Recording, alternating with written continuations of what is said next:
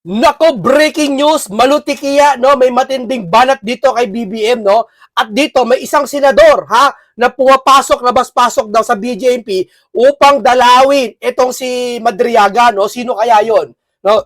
Kayo na humusgad, maraming dating na alam niyo naman Pinklawan na dating senador, no? Kayo na bala humusga kung ano yung tinutukoy ni Malutikia dito, no?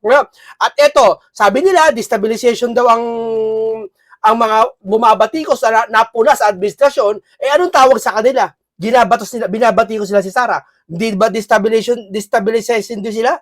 Di ba? Ang mali kasi nila, ang hirap sa kanila, pag pinuna sila, nakikita lang nila yung sarili nila, di ba? Pero pag si Sara pinupuna nila, okay lang, di ba? O eto, tignan mo ang balat ni Manutika dito sa kanyang mga payag at isang political analyst. Magaling na political analyst to.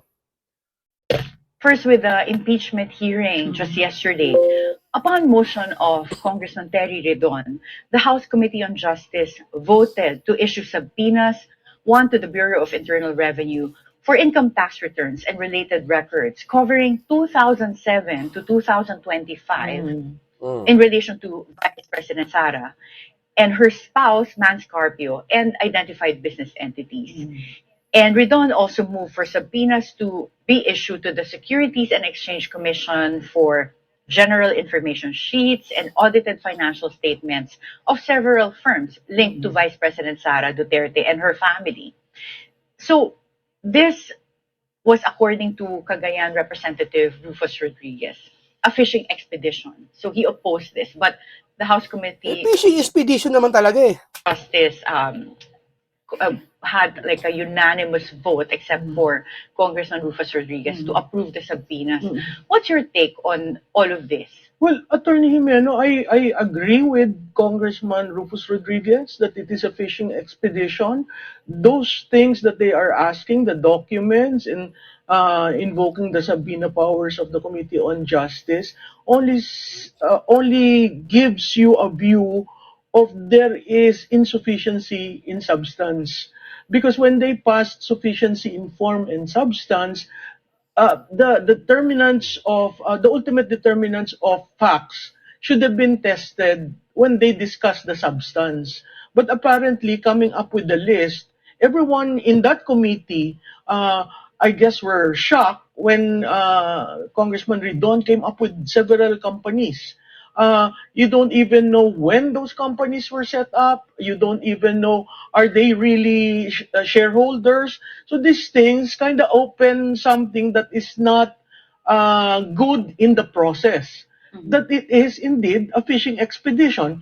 I don't even understand, why are you covering the years of the vice president when she was a vice mayor? Is that a ground for impeachment? She is being impeached as a vice president. The vice mayors are unimpeachable officers. So if you are Tama, impeached, dito kasi, pinapaalala ulit natin sa talakayan ito na ano ba ginawa ni Sarang masama? Hindi niya napatunayan yung lustay niya eh. Sa pagiging vice mayor niya lang niya, may ano ba siya? Meron ba siyang ginurgor? Kayo, si Tatay Digong meron na inamin. Pero hindi, syempre, ayon sa ebidensya yon. Pero ito kay Sara, may nabalitaan ba kayo? Wala. Ayaw lang talaga nila paupuin si Sara. Yan ang naratibo nila. the vice president, it should have covered 2022 to the present. So if you look at the way they are asking, they are laying already the predicate that there is illegal wealth, and part of what they are also issuing a subpoena for are the SALN. So they are putting together to the public, this is what happened. But that is not what was alleged in the two impeachment charges that were adopted.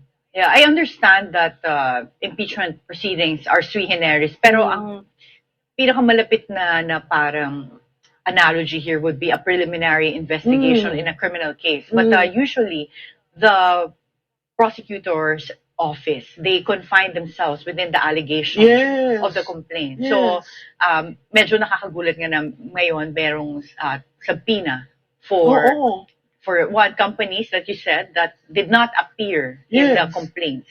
So, meron pang isang naging issue. The House Committee Justice Committee also issued or voted to issue a subpoena to Attorney Michael Poa for formerly serving as VP Sara's Chief of Staff and spokesperson at the DepEd, Department of Education, when the Vice President was still DepEd Secretary. And Congressman Rufus Rodriguez again opposed this, saying that it's unusual for a counsel of the Vice President who already entered this appearance to be subpoenaed That's in right. relation to the complaint. So, ano kaya yung intention here? Bakit siya ipapasubpoena? I mean, looking through the various instances when certain officials of the office of the vice president were subjected to the House of Representatives' power, you would see that Attorney Laika Lopez was, placed in their custodial facilities because she doesn't want to answer. She And was then held there- in contempt. Yes, and there was another one who was also cited for contempt, no? So, ang sense ko, again, laying the predicate that if I cannot get the vice president, I will certainly get someone very close to her. But in this instance, as you rightly pointed out, he is appearing as counsel, meaning Alam that nyo kasi, the ganito lang yan, association with the vice president. Ganito lang yan nililito nila taong bayan. Oo. Gusto nila tumabla. Para palitawin dito, panalo sila. Bakit? Ito explain ko kung bakit Tsorya ko lang to pero may laman. Alam nila natin may maleta-maleta. Alam natin may korupsyon. Kung ikaw bangag vloggers ka, hindi ka naniniwala sa korupsyon. So, hindi ka naniniwala kay BBM. Tama? Kasi na lumalabas eh. Anong sabi ni BBM? Mahiya naman kayo. So, ano yung mahiya naman kayo? Sasabihin nyo, Duterte? Ha, come on. 5,500 sa panahon nyo na wala yung blood control. Ghost project. Ay, si Bisdiso ng ebidensya. Di ba? So, ano ibig sabihin pag sabi mahiya naman kayo? So, ibig sabihin may problema sa administrasyon ngayon. Tama? Ibig sabihin, kayo ba naniniwala kayo may problema ngayon? Meron. So, naglalabasan yung mga ebidensya, allegedly ebidensya pa lang, ayaw nga imbestigahan. Ngayon, ang gusto ng mga to, teorya ko, tumabla. Para palitawin, lahat ng lumabas na testigo, baliwala. Kasi, politika lang yan. Para isipin ng tao, politika lang yan, gantihan lang yan. Gusto sa posisyon yan. Yan ang isipin nila eh. Yan ang gusto nila ipaisip sa tao. Naisipin ng tao about isang Pilipino, kasi ganyan talaga pag matatandang politiko, si BB, matandang politiko yan eh. Kung saan yung katwiran nila pag inaway sila, normal lang yan. Normal lang yan, politiko yan. Yan. Sa ngayon, hindi ganyan. Ang modern politics ngayon, iba. Hindi, politiko yan. Hindi. Pag galit ang taong bayan, galit talaga sa'yo.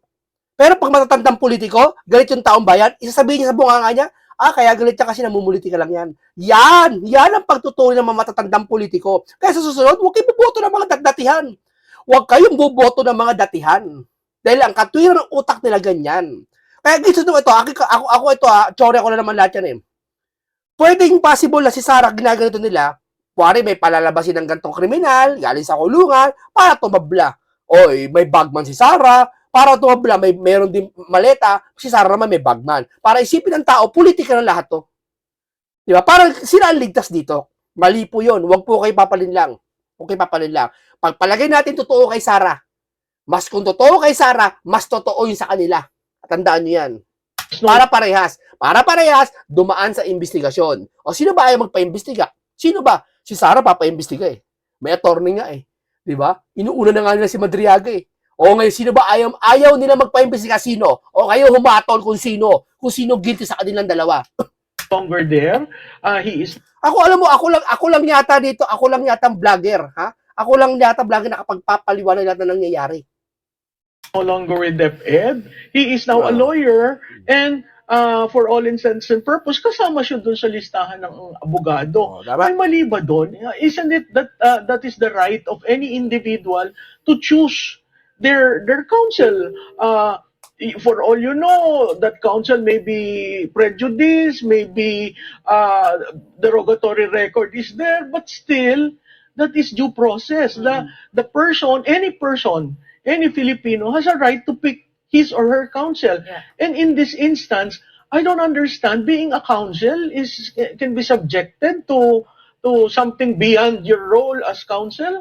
Yeah, well, in this case, ang pagkakaintindi ko, sinabina siya for being former spokesperson and chief of staff But sa what does, DepEd. what does that have to do with pinag- impeachment? Yeah, I guess like the missing link would be Attorney Michael Poa does not appear in the allegations of the impeachment complaint Yes. that they're hearing right now. So again, so it's palagay mo another. ba it's to hold him in contempt and detain Yes, him? yes, it's another puzzle to it's a piece of a puzzle that they are putting together to control the narrative. Unfortunately, they cannot control the narrative because the issue now is legitimacy of the process.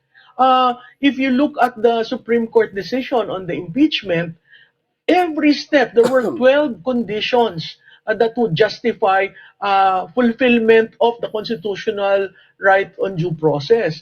Dito, makikita mo, nag-cherry picking.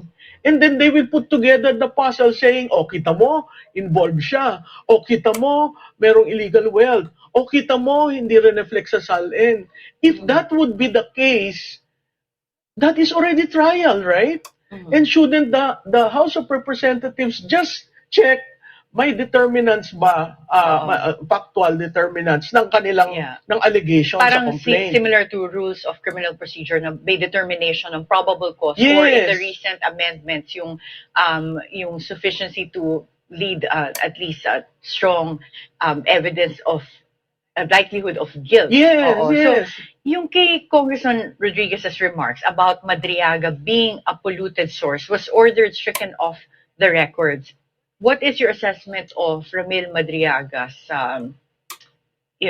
reliability as a witness? I understand, meron point din naman talaga dito yung House Justice Committee na hindi pa to point to determine the Biruin mo, mas nauna pang imbestiga si Madriaga kaysa 18 Marines. Ayon sa mga flood control issue. Di ba? Kita nyo, ang bilis imbestiga ni Madriaga eh.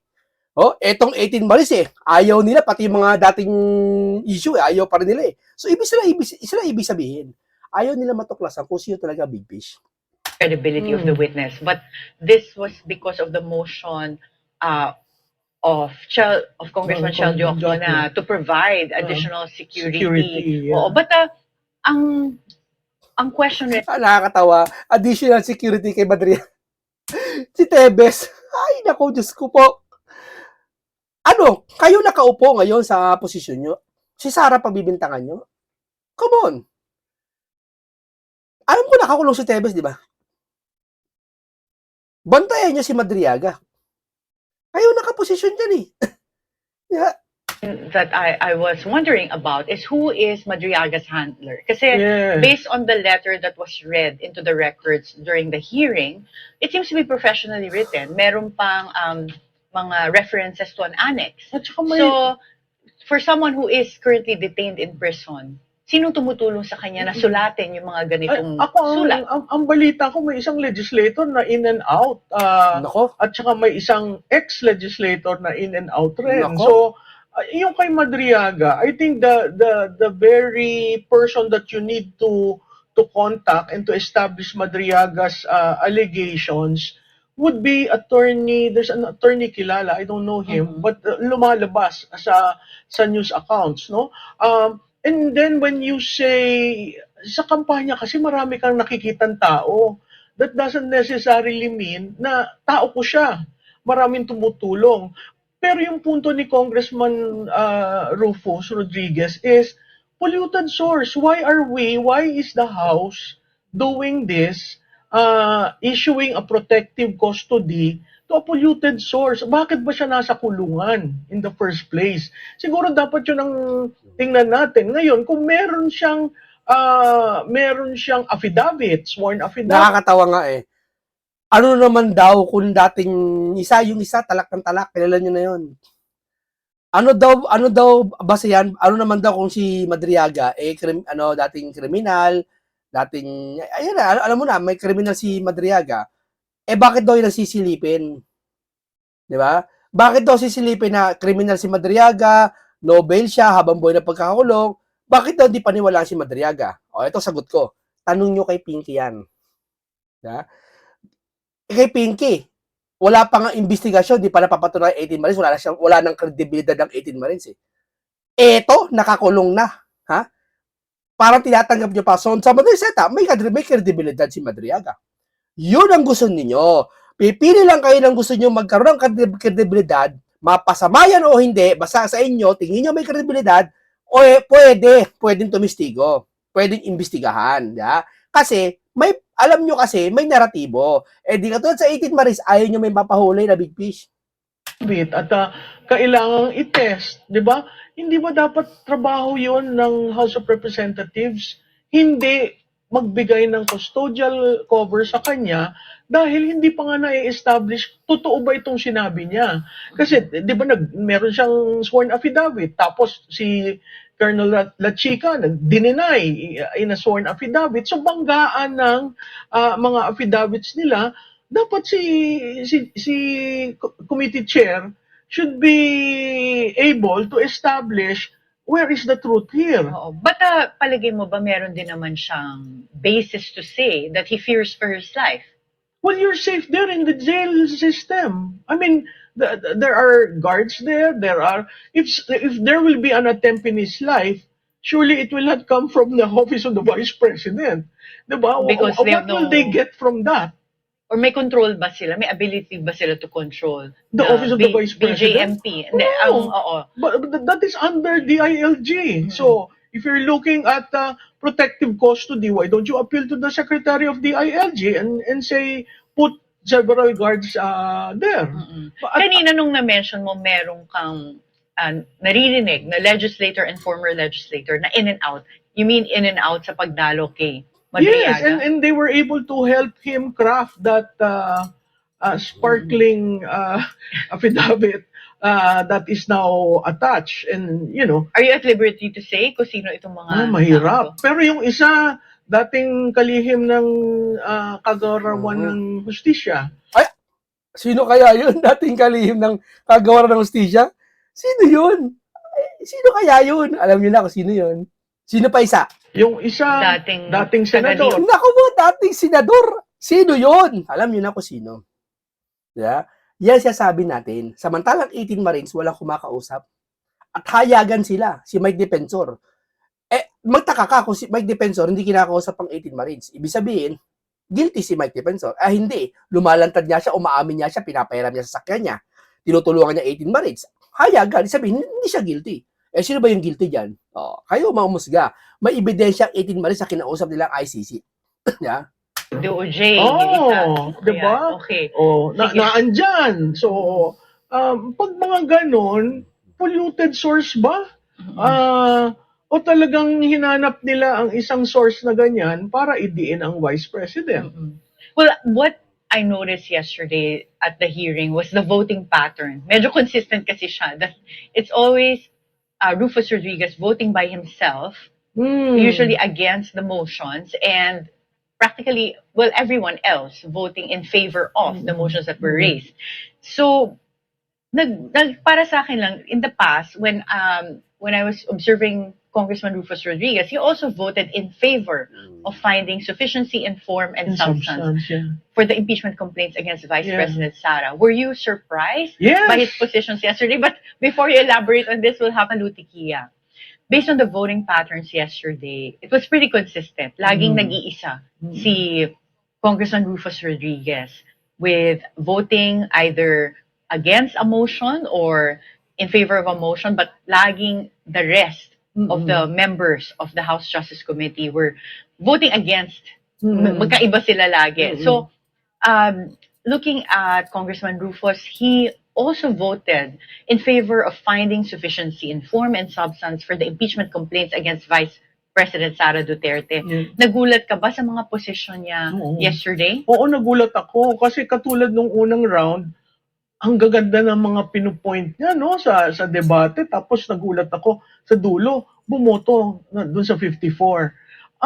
Ako, ang sense ko, parang pinakita niya sa taong bayan, after viewing yesterday, parang pinakita niya sa taong bayan na hindi, may weakness yung complaint, no? Pinoint ko nga nung una. Ngayon, he is now drilling into hindi ba sinabi ko naman ito sa inyo noon? So, ang point ko siguro sumama siya sa majority para makita niya kung ano yan talagang ultimate facts. At nung binubuksan na, yun na nakita, wala talaga yan. So, I'm happy that there is one, a lawyer, a former dean, who would raise these issues despite the overwhelming number of the members of the Justice Committee. May nagpo-point out talaga. Sino kaya mga na talagang na nakamaleta boss dito? Sino kaya na hindi nabigyan? Sino kaya mga nabigyan? No? Pag nabigyan ka ng maleta boys, sabi ko sa'yo, tahimik ka na. Ipagtatanggol mo na ang mali. Fishing expedition yan, polluted source yan, hindi ka pwede magsabpina ng kung sino-sino. These are very heavy points that are very important when you look at the records of the impeachment against the Vice President. Siguro siya yung lone wolf in the pack, and I hope that manner of questioning at the end, he will vote, so magiging dalawa na. 54-1 dati, siguro magiging 53-2. Mahirap yung ginagawa niya kasi you are up against a full majority. Makikita naman natin sa committee level pa lang, talagang buo yung majority. So, maganda at natututo ang taong bayan dun sa mga points na sinasabi niya. Do you think this reflects the position of the larger majority in Congress? Because in the end, dadalhin to sa plenary. Senado. Oo. Yeah, And yeah, they sa need- plenary. Yeah. Yeah, and they need... 106? Yes. Oo. Oo. I mean, ang parati ko nga sinasabi, if you have 54 in the committee, you're just looking for 52 to have the 106. Would you be able to get the 52? May mga signaling na nanggagaling sa NUP, may mga sa NPC. So yung party block matters. Kasi kung si Anong signaling yung nanggagaling signaling sa na ibang mga if there are political no parties? charges, sandali lang, pakita nyo muna yan. Ano ba yan? Pakita nyo muna yung evidence.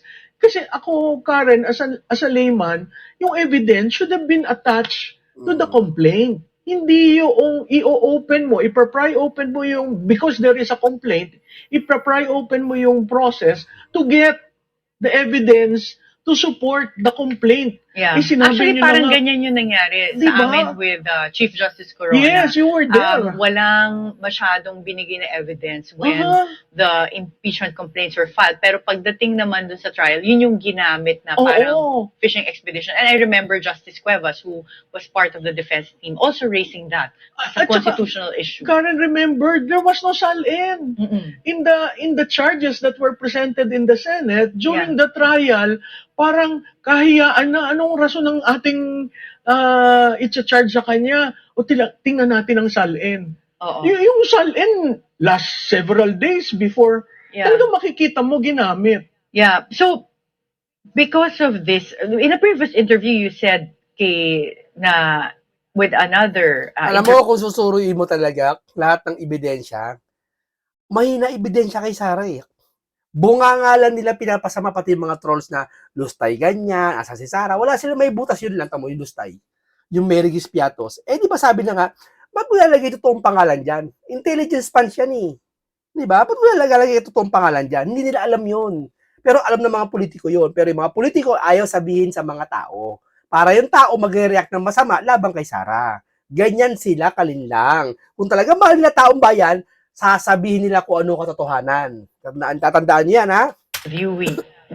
Interviewer that you claimed that the first impeachment complaint against Vice President Sara was funded by the administration. You also said that this might not happen this time. Why do you say that?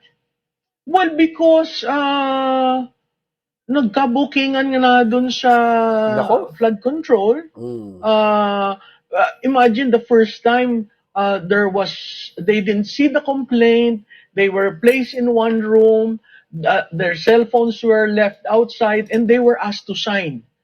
Sign lang, walang kwan, ha? Grabe, no? Yan, totoo yan. And then that Di complaint, ba si Toby Chanko binulgar yan? Tapos sabihin, wala daw ebidensya si Toby Chanko. Oh, sige na, oo na. Wala nang ebidensya. Pero nangangamoy ang mabaho. Tandaan niyo yan. was not even presented to the Vice President. Kaya nga, inelevate sa Supreme Court. Good enough that the Supreme Court noticed that. So doon pa lang, hindi pa nga nababayaran yung lahat ng pumirma dyan eh. Naku, hindi pa pala napapayaran lahat ng pumirma dyan. Yari! Yari! Oh, Alam ko, 150 million? 100 million? Depende siguro, no? Alam mo naman yan, bayaran nyo naman yung mga pumirma. Uy! Ang daming maleta, swapang nyo naman. Nasa kayo na ba yung maleta? O sapat na sa inyo, mabigyan lang kayo ng konting maleta, okay na sa inyo. Aba, kung ako masama, kahit isang maleta lang, isang maleta magkano ba? 40 million? 56 million ba? Sold na ako dun. Sa 56 million, dami ko ng kotse, dami ko ng bahay, may mga negosyo na ako, nalibot ko na buong mundo. Yung 245 Mm-mm. kasi natigil.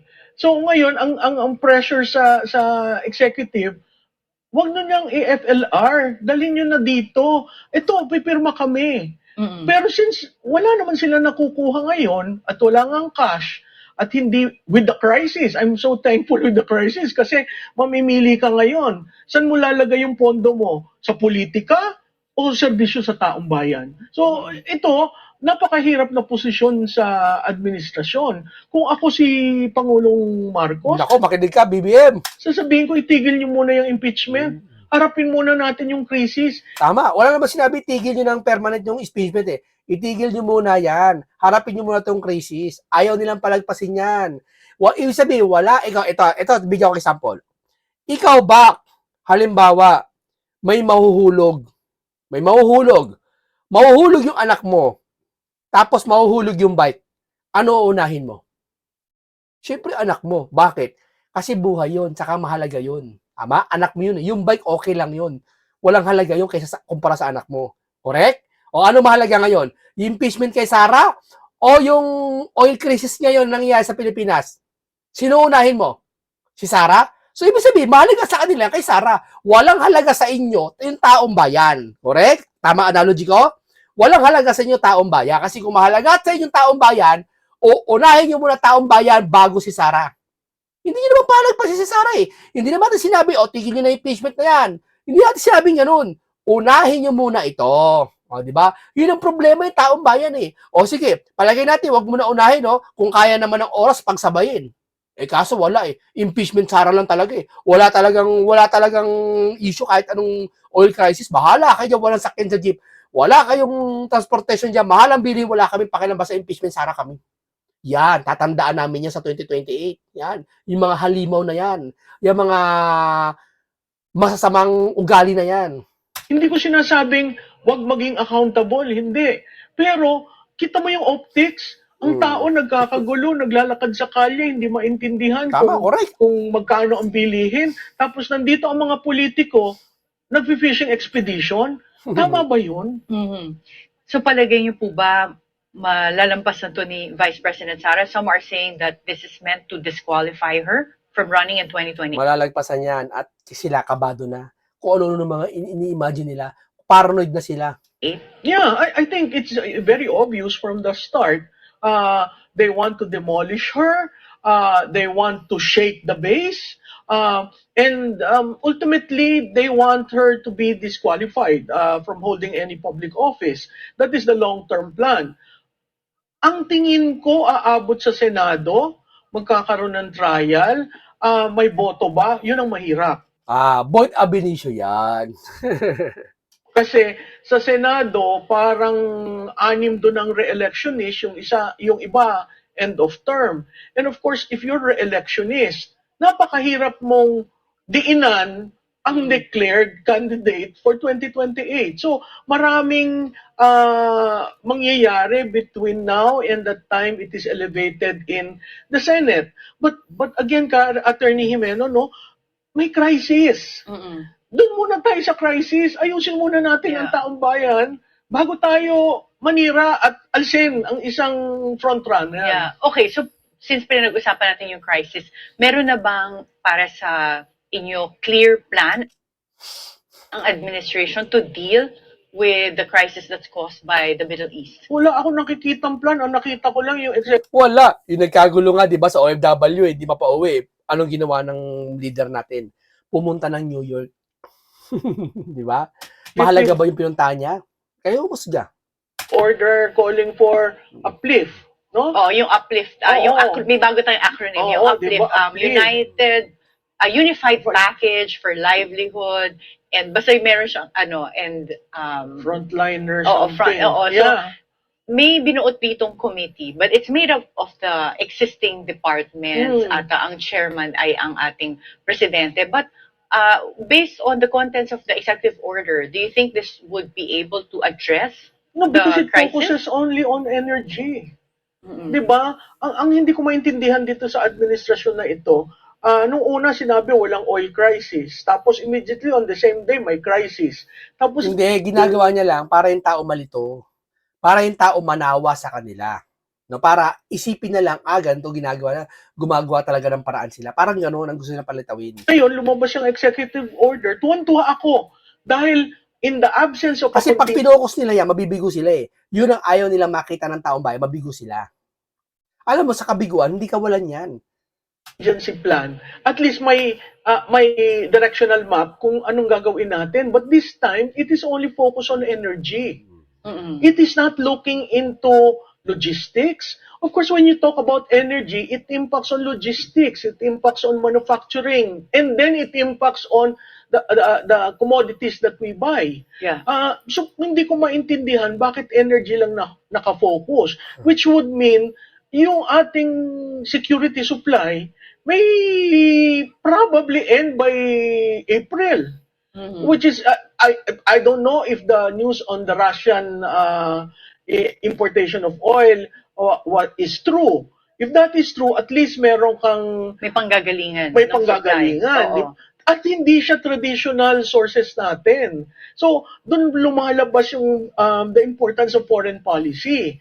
Imagine Russia giving you, I Yeah. mean, whether So would you we know bought if it or we not. have that option to also get sources from Yes, I think Russia? Russia Nabuksan na itong parang possibility na-deliver na to. na. I don't know Okay. how many billions of barrels of oil. Then they are talking with China. Mhm. So ito yung mga medyo isinantabi mo sa foreign policy mo, sa interest mo na we will lean towards the US. So what is important there, Attorney Jimeno, is you really need to balance. Kasi isipin mo ito yung China ayaw nilang kumampi. Kuno. Di ba? Bakit? Kasi tatakbo sila sa 2028. Alam nila, pag hindi sila kumampi sa China, ang boto ng bayan sa kanila. Parang lumalabas, pinalilitaw nila, hero sila sa atin sa China. Tamo, halatang plastic yung mga yan. Tamo ayaw namin sa China, kunwari lang yan. Pero tingnan mo si Senator Marcoleta, di ba? Wala naman siya sabi ayaw sa China. Pero hindi siya natatakot maghayag ng katotohanan. Hindi niya kasi kailangan ng votes sa 2028 Ang kailangan niya magtrabaho, ipagtanggol tayo. Di ba? Sila hindi. Ang isip nila, naratibo nila, paano ako mauupo sa 2028? Wala silang pakialam sa taong bayan. Huwag kayo maniniwala. Your interest so that when there is a crisis like this, you can readily reach out. Mm-mm. Kung kaaway mo silang lahat at hindi mo pinapansin at parati na lang sinisisi sila, paano ka makakatawag? Ang importante sa isang leader, makakatawag sa leader ng ibang bansa Sa para pool. sabihin, kailangan ko tulong mo. Sa pool ka, BBM. Okay, maraming salamat po sa inyo. Hanggang dito lang po tayo. Ito po ay isang magandang talakayan, isang maraming matututunan, isang masustansyang pag-uusap, isang makabuluhang content. Hanggang dito lang po, maraming salamat. Paalam sa inyong lahat.